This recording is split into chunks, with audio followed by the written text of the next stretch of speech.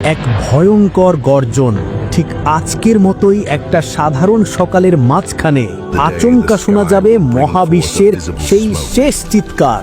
এটা হবে হযরত ইসরাফিলের সিংহার সেই প্রথম ফুৎকার। সেই এক শব্দেই এই দুনিয়ার সব নিয়ম কানুন ভেঙে চুরমার হয়ে যাবে। আকাশটা কাঁচের মতো কাঁপতে শুরু করবে, পাহাড়গুলো ধুলোর মতো উঠতে থাকবে, আর সাগরের পানিতে আগুন ধরে যাবে। মানুষের সব রক্তের সম্পর্ক এক মুহূর্তে ছেড়ে যাবে। মা তার কোলের বাচ্চাকে ছুঁড়ে ফেলে দিয়ে দৌড়াবে, স্বামী তার স্ত্রীকে চিনবে না। এটা কোনো দুঃস্বপ্ন নয়, এটাই সেই কঠিন সত্যি যার ওয়াদা স্বয়ং আল্লাহ করেছেন। এটাই হলো এই গোটা দুনিয়ার শেষ পরিণতি। এটাই সেই মহাপ্রলয়, সেই চূড়ান্ত ধ্বংসের দিন যাকে আমরা বলি কিয়ামত। আজকের এই আলোচনায় আমরা সেই ভয়ঙ্কর দিনের প্রতিটি মুহূর্তের ভেতর দিয়ে যাত্রা করব। এর প্রথম আতঙ্কের চিৎকার থেকে শুরু করে এই দুনিয়ার ধ্বংস এবং শেষে প্রতিটি আত্মার আবার জেগে ওঠা পর্যন্ত। তাই আসুন আমরা আমাদের মনকে সেই শেষ দিনের জন্য তৈরি করি। একবার ভেবে দেখুন, সেই সকালটা হয়তো অন্য 10টা সকালের মতোই খুব সাধারণভাবেই শুরু হবে। মানুষজন তাদের প্রতিদিনের কাজে ব্যস্ত থাকবে। কেউ হয়তো বাজারে জিনিসপত্র কেনাবেচা করছে, কেউ মাঠে ফসল বুনছে, কেউ হয়তো নিজের সন্তানের সাথে খেলা করছে, আবার কেউ বড় বড় অট্টালিকা তৈরির পরিকল্পনা করছে। কেউই জানতে পারবে না যে এটাই তাদের জীবনের শেষ সকাল।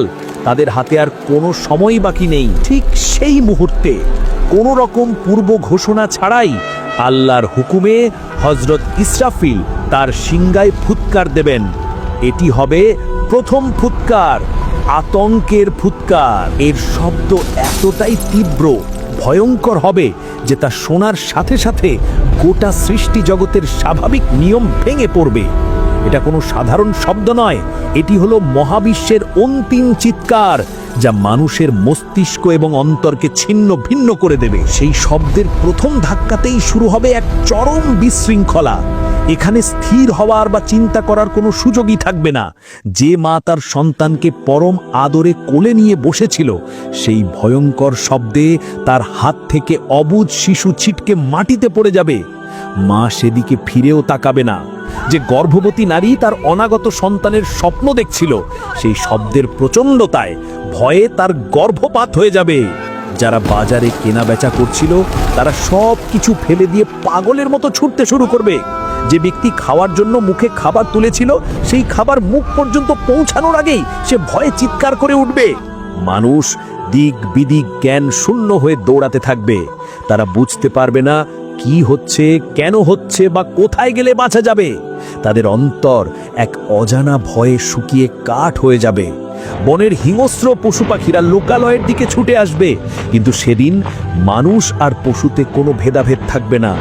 বাঘ আর হরিণ একসাথে দৌড়াতে থাকবে, কিন্তু কেউ কাউকে আক্রমণ করবে না, কারণ সবার মনে থাকবে শুধু একটাই ভয়, সেই মহাপ্রলয়ের ভয়। তারা আকাশের দিকে তাকাবে, দেখবে বিশাল আকাশটা কাঁচের মতো কাঁপছে, এর রং বদলে যাচ্ছে, এবং মনে হবে যেন আকাশটা যে কোনো মুহূর্তে তাদের মাথার উপর ভেঙে পড়বে। তারা পাহাড়ের দিকে তাকাবে, দেখবে দৈত্যাকার পাহাড়গুলো নিজের জায়গা থেকে সরে গিয়ে একে অপরের সাথে বাড়ি খাচ্ছে, একদম গুঁড়ো গুঁড়ো হয়ে যাবে, ঠিক যেন ধুলোর মেঘ। পৃথিবীর বুকে আর কোনো পাহাড়ের অস্তিত্ব থাকবে না। সমুদ্রের পানিগুলো সব উত্তাল হয়ে উঠবে, সব বাধা ছাপিয়ে যাবে, এবং সেই পানির মধ্যেই আগুন ধরে যাবে। একবার ভেবে দেখুন তো, পানি আর আগুন একসাথে মিশে কি ভয়ঙ্কর এক দৃশ্য তৈরি হবে। পৃথিবীর সব সাগর মহাসাগর যেন এক জ্বলন্ত অগ্নিশিখায় পরিণত হবে।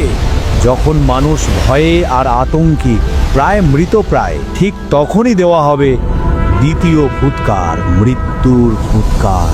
এই ফুৎকারের শব্দ প্রথমটির চেয়েও অনেক অনেক অনেক বেশি শক্তিশালী এবং চূড়ান্ত হবে। এটি কোনো আতঙ্কের শব্দ নয়, এটি হলো মৃত্যুর গর্জন। এই শব্দ শোনার সাথে সাথেই সব শেষ হয়ে যাবে। সূর্যটা যা আমাদের আলো দেয়, তা সব আলো হারিয়ে ফেলবে, একদম নিভে গিয়ে একটা কালো বলের মতো হয়ে যাবে। চাঁদটা দুই টুকরো হয়ে যাবে এবং রাতের আকাশের কোটি কোটি তারা এমনভাবে ঝরে পড়তে থাকবে যেন একটা মালার সুতো ছিঁড়ে গেলে পুঁতিগুলো যেভাবে টুপটাপ করে ঝরে পড়ে। পুরো পৃথিবীটা একটা প্রচণ্ড ঝাঁকুনিতে এমনভাবে কাঁপতে থাকবে যেমনটা আগে কখনো কাঁপেনি। এই মহাভূমিকম্পের ফলে পৃথিবীর উপরের সব কিছু নিচে আর নিচের সব কিছু উপরে চলে আসবে। মাটি তার পেটের ভেতরে থাকা সব খনিজ সম্পদ আর কোটি কোটি বছরের পুরনো লাশ বাইরে বের করে দেবে। ধীরে ধীরে সব কিছু একদম শান্ত আর নীরব হয়ে যাবে।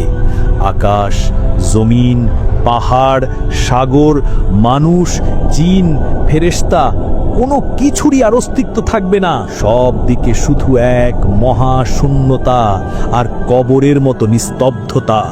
সেই মহাশূন্যতার মধ্যে একমাত্র আল্লাহই থাকবেন।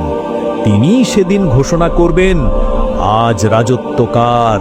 কে আছো আমার সাথে মোকাবিলা করার জন্য?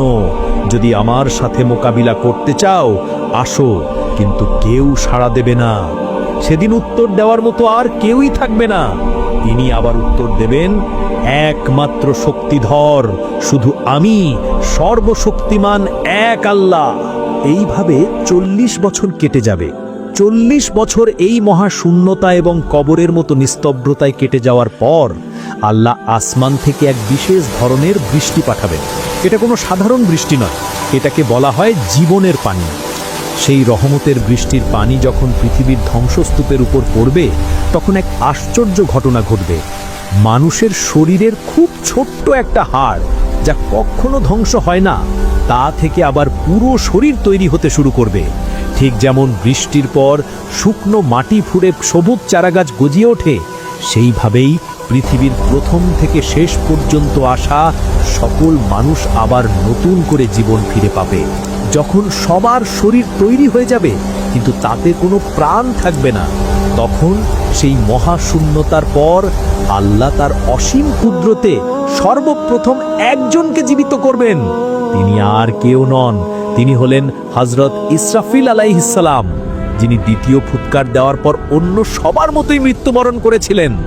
আল্লাহ তার রূহকে ফিরিয়ে দেবেন এবং তার হাতে তুলে দেবেন সেই সিংহা লাস্ট বারের মতো ফুৎকার দেওয়ার জন্য।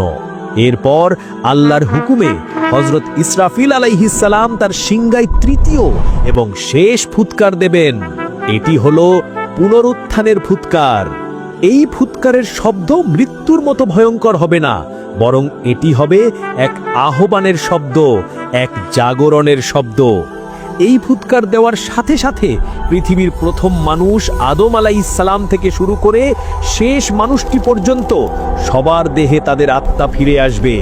কোটি কোটি বছর ধরে কবরে বা যেখানেই তারা ঘুমিয়েছিল সেখান থেকে এক বিকট শব্দে তাদের ঘুম ভেঙে যাবে এবং তারা নিজ নিজ স্থান থেকে জীবিত হয়ে উঠে দাঁড়াবে।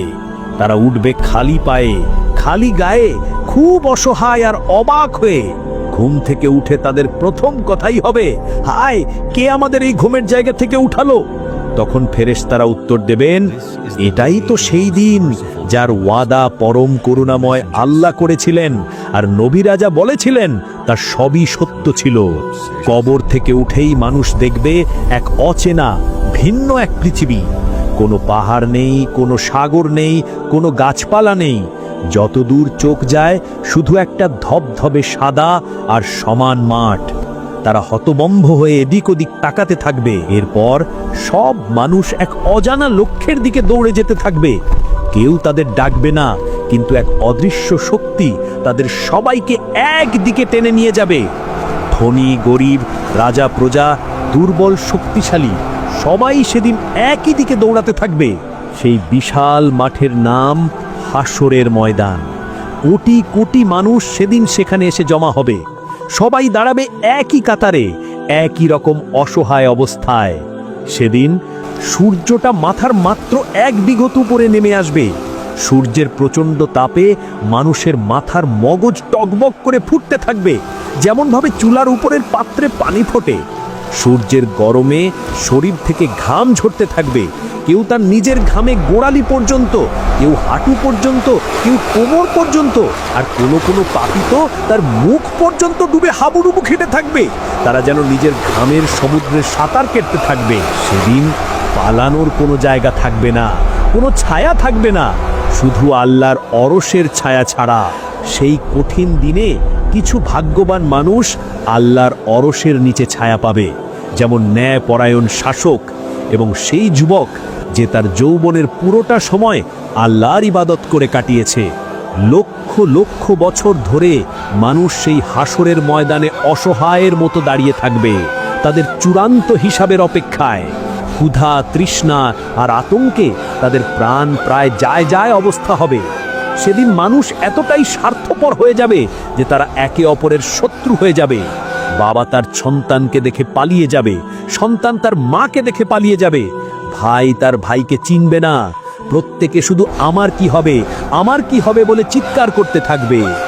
এই দীর্ঘ আর অসহ্য অপেক্ষার পর মানুষ আর সহ্য না করে সুপারিশের জন্য নবীদের কাছে দৌড়ে যাবে, যেন আল্লাহ তাদের এই কষ্টকর অপেক্ষা থেকে মুক্তি দিয়ে বিচার কাজ শুরু করেন।